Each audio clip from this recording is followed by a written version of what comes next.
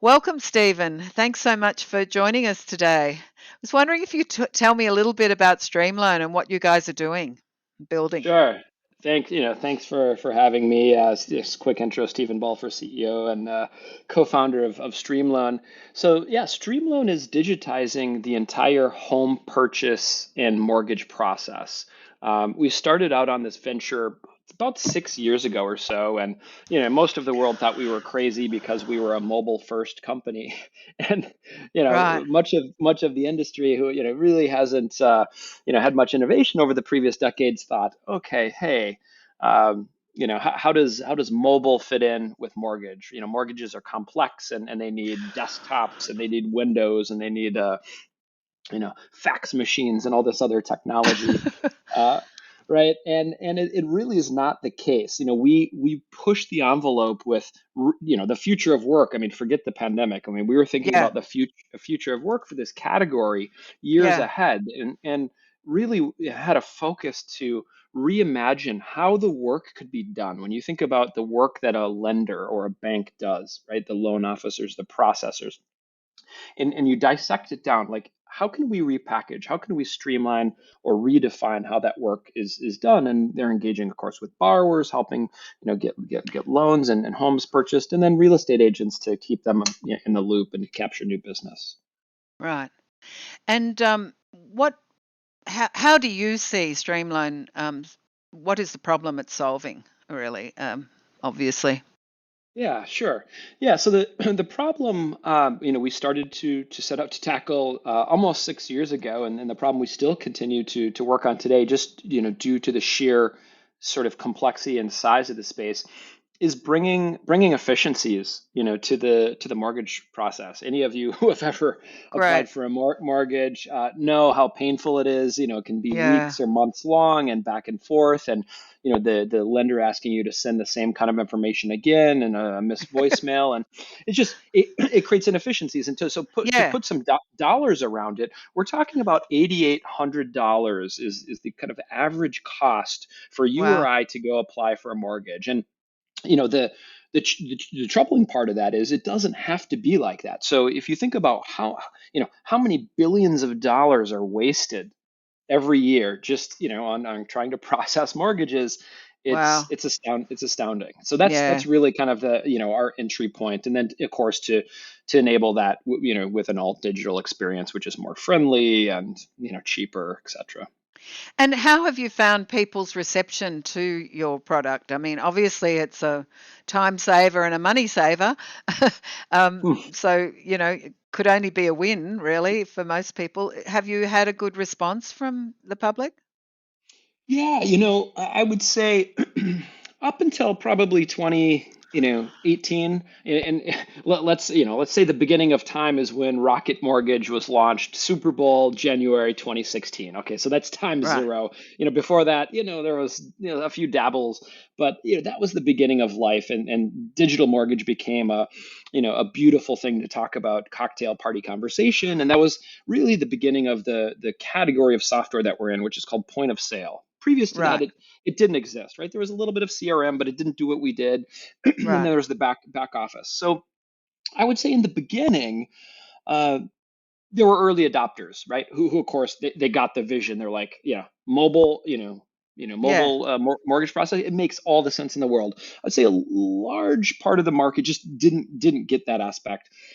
There were some customers and even investors and other players in the ecosystem who didn't maybe believe that that it was a hair on fire problem. And then the pandemic came, Mm. and we literally allowed our lenders processing billions of dollars of origination to keep their businesses going. And they could run their entire operation from their iPhone or an iPad on their couch, or in the in the dining room table, or in the kitchen next to their kids while they were supporting kids at home.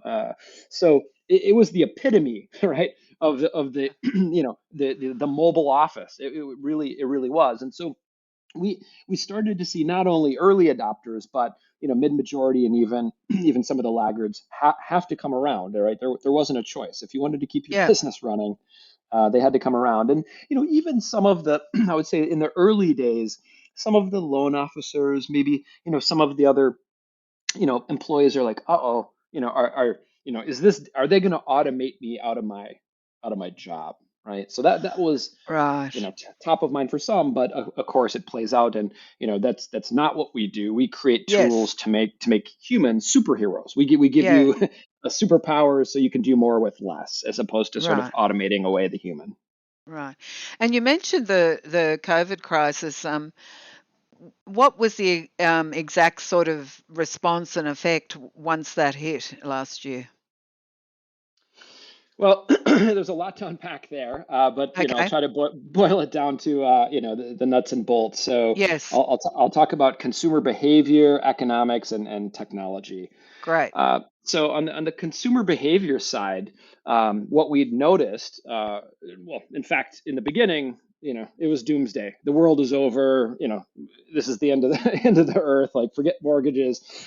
But in fact, what turned out is that there was a dramatic shift in consumer behavior. Once everyone realized, okay, this is going to be long and hard, but we will be stronger on the other side. People realize that home is important, family is important, friends are important, and your gathering place is your home. So in fact, we saw a huge spike. 2020 Oh, was the largest mortgage origination year in the history of the world. More than $4 wow. How trillion. interesting. Oh Interest rates my were God. low, right? Wow. I'm Interest surprised. it's shocking, and nobody would have forecasted this No, level of no. outcome. But interest rates are low, so people were refinancing and maybe pulling out cash to add Right. another bedroom, to add another office, a home office or a bedroom, or fix up Ah, their garage and create some more space, right, for the kids okay. to have a safe place to play. And then those that had the means, they were buying second homes, or they were Right. moving from the center of a city, out into suburbs, or into to second home Yep. markets. And so Yep. again, the purchase market was on fire, and the refinance market was on fire. And so the reason I give that background is because that's good for the mortgage business. The mortgage Yes. business printed more money and made more money during the pandemic, and then than in the history of mortgages, including the 2005, all-time high. Well, that's amazing, but it really probably isn't amazing if you think about it. I guess because people were grounded in their homes, right? And for many long months, in California, at least it went on for over a year. So, um, I guess people had to make the most of their homes. And the other issue that happened, which I found very surprising, was that Mm. there was a massive exodus out of Silicon Valley, Bay Area. I That totally surprised me. Do you know any reason why that happened, or Yeah, so being in the business that you are? Exodus might, that's a fun thing for CNN or Fox News to sort of play on. Yes, there was, as we talked about, there was a shift in consumer behavior for lifestyle, and Okay. the home became the epicenter, because in many places in California and other places, there's literally curfews and Yeah. quarantining, and you're locked up. Like, your Yeah. home is the only, that's your gym, that's your Yeah. restaurant, that's your office, Your that's your workspace, workspace, everything, right? school for the So, kids. at school, exactly. So it Yeah. really became the center, and it forced people. So there was a bigger psychological shift that went on that was important, and I think it's not Okay. talked about much. And that was really around what is important in life, right? It's this kind of Mm, existential kind of question, like, mm, what's important. And the reason the restaurants and hospitality are struggling today, and the unemployment numbers in some of those sectors are higher by choice, or they have more jobs available than people, is yep. because people were forced to rethink what's important in life, and they were not happy Mm, commuting 2 hours, 3 hours, 4 hours a day. They didn't want to yeah. go do that kind of job anymore. So they Mm, had a chance, with a lot of the resources that were printed and distributed out of our government to people. They had a chance to kind of take a step back and say, okay, what's important? Well, Home is important. Family is important. Mm. Gucci shoes and a Rolex don't really matter if you can't go and buy them, number one, and number two, if you Yeah. can't go show them off, right? You're stuck at Yeah. home. So, Yeah. so all of this sort of, forced people to think about what is important. And, Mm. the exodus around Silicon Valley or even New York, there was a temporary shift in a decrease in demand for rental and for purchase in the center of cities. But again, the untold story Yeah. is the FOMO, or the fear of missing out. Okay, so the people that were in the center of the city saying, "Oh, I want more space. I want to move to the Yeah. suburbs, or maybe I want to move to Jackson Hole or Park City or some Yeah. Vale." But the people that were in the suburbs or in some of the second home markets felt that they were missing out on lifestyle of Broadway shows or a concert coming or being able to step out your front door and meet some friends for an impromptu glass of wine or a coffee. And so Mm. you actually saw a resurgence. It was sort of a washing machine, right? So now you have people that were taking advantage of the lower rents and maybe slightly less demand in the center of the cities Mm. from the others, and they felt that they were doing something special that was had life purpose and was fulfilling, and so that's actually what was going on. And now things have rebalanced a bit where there's Okay. continued demand. Companies are starting to feel out what policy makes sense in terms of work from home, part-time, full-time. Do you have to come to the office? Can you come to the office? Do we have an office? Right. And so that's being rebalanced as Yeah, we speak. really. Rethought, yeah. Very interesting and great. You've got a great overview of the whole dynamic, and I guess particularly because of your business as regards mortgages and homes. So, um, Absolutely, absolutely. The only other thing, I'll just kind of wrap up that yeah, segment. please, The yeah, impact on technology. yeah, It became a must-have. It became a painkiller, not a vitamin. right, Even lenders that dabbled their toes or said, "Hey, this is on our next year roadmap." No, this huh, is on the immediate roadmap. And guess what? Their pockets are full of cash. They have yeah, a ton of people that are buying homes and refinancing, and they right. have to have it. And it's a new expectation. And sometimes it takes a crisis to reset the world Mm, and communities and culture and a lot of these big topics, right? And mm. And how do you see the market going? Things are obviously settling down a little bit. People are starting to um, hypothetically think that things might go back to normal, which I don't agree with, but because I think the world's been changed radically and will never return to what it was. But how do you think it will flow on? Because obviously you have to do your predictors for upcoming years. What's your thoughts and your overview? so, yeah, couple of things. So I always like to start with the dollars and cents and sort of like, Yep, what's the impact of the economy, and then cascade that down. good.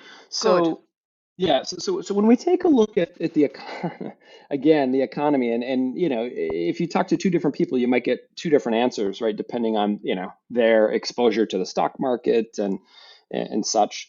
But in general, the stock market's at an all-time high, right? So if you've had investments, they're doing well in general. Companies are printing money, they're at all-time record profits.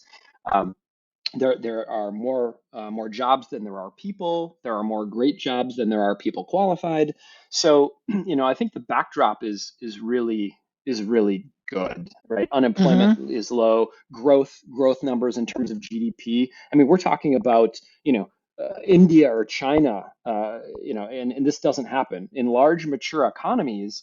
GDP should be something like around 2% growth, and that's what we've been for a number of years. We're growing Okay. at like 5%, 7%. It's crazy, right? So Wow. that growth creates opportunity for everyone, right? It may Yep. not be evenly distributed, right? So that's Yeah. kind of a political wrinkle, but Yeah. it creates opportunity, and net it's for the to tie it back to mortgage and housing in the next 3 or 4 years, we're going to see more purchase origination than in the history of housing. Wow. more purchase history. So what does that mean? It means refinances are going to kind of taper off a bit, and most of the volume will be people buying a new home or a used home. And that creates its own set of challenges. Prices are going to continue to drift up, right? Interest Right. rates are going to stay very, fairly stable, maybe, tick up a titch, but not enough to offset the demand. So Right. if you're trying to buy a home, it's going to be tough. There's a lot of competition and demand. Right. And so all those new home buyers should just keep saving for a little while until it changes. Is that your advice? Well, I'm a bit of a buy the world is my investment philosophy. Okay. If you don't buy now, the price is going to be triple later, and Yeah. it Yeah. always feels expensive, and it always feels like, oh well, are we in a Yeah. bubble?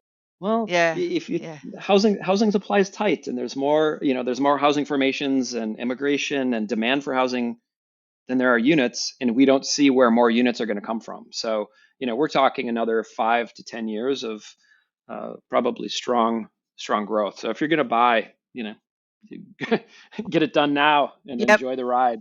Yep. Of course, that's very wise advice.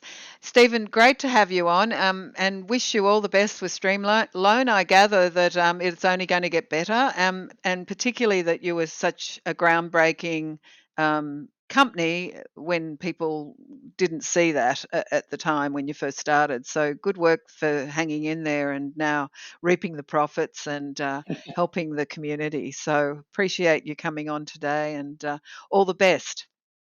Thank you so much for having me. Good discussion, and look forward to continued conversations in the future. For Thanks, Gemma. sure. All the best. Thank you. Okay, take care.